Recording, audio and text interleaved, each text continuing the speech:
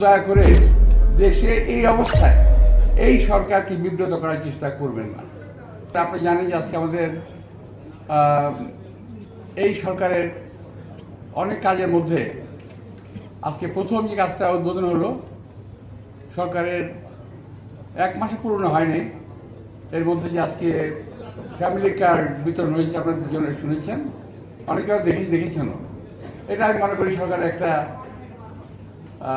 ভালো কাজের, কিংবা আমাদের যে 31 যে অঙ্গীকার ছিল সেটা একটা প্রথম অন্যান্য দফাগুলোকে পরিপালন করার প্রথম পদক্ষেপ আজকে আমাদের প্রধানমন্ত্রী নিয়েছেন। তাকে আমি ধন্যবাদ জানাচ্ছি আপনাদের সকলের মাধ্যমে।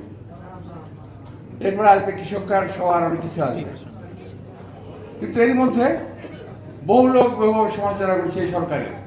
ভাবতে এরকম যে এই সরকার 1000 বছর ক্ষমতায় আছে, সরকার ক্ষমতায় আছে মাত্র কয়েকটা দিন। 17 বছর ছিল অন্য একটা দল, এইটা ভুলে গেলে চলবে না তো। অনেকেই ভাবেন যে এই সরকারের প্রতি 17 বছরের সরকার, ওই 17 বছর সরকার, আসলে তা নয়। আপনাদের বুঝতে হবে, আপনারা সংবাদের পত্রের মাধ্যমে, আপনাদের মিডিয়ার মাধ্যমে তুলে ধরেন এই সরকার 1 মাস এখনো পর্যন্ত 1 মাস পূর্ণ করে নাই। 1 মাসের সরকার। 17 বছর বাংলাদেশের মানুষ যেভাবে কষ্ট করেছে, একইভাবে আমরাও কষ্ট করেছি। অনেকে জুলাই নিয়ে কথা বলেন, জুলাই যোদ্ধা ইত্যাদি ইত্যাদি, যে শুধু ওনারাই করেছেন। আরে ভাই, জুলাইয়ের মধ্যে আমিও তো ছিলাম। আমরা কথাটা বলি না। জুলাই যোদ্ধারা বলেন যে তারা বয়স কম, তারা করেছেন, বারো আমরা তো না করি না, কিন্তু আমিও ছিলাম। কর্ণফুলির সামনে ছিল আমার অবস্থান।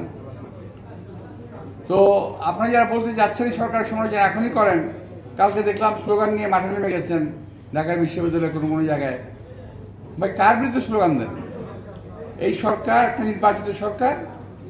আপনারা ভাববেন না যে এই সরকার একটা আওয়ামী লীগের মতো রাতের অন্ধকারের ভোটের সরকার, কিন্তু না। এই সরকার কিন্তু কোটি লোকের ভোটে নির্বাচিত সরকার। স্লোগান দিয়ে নিজে দাবির কথা বলতে পারেন,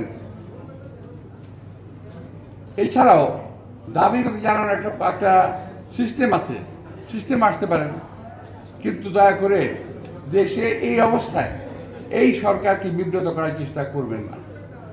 কিছু কিছু লোক ক্ষমতায় যাওয়ার লোভে দেশকে একটা অস্থিতিশীল পরিস্থিতির মধ্যে নিয়ে যেতে চায়।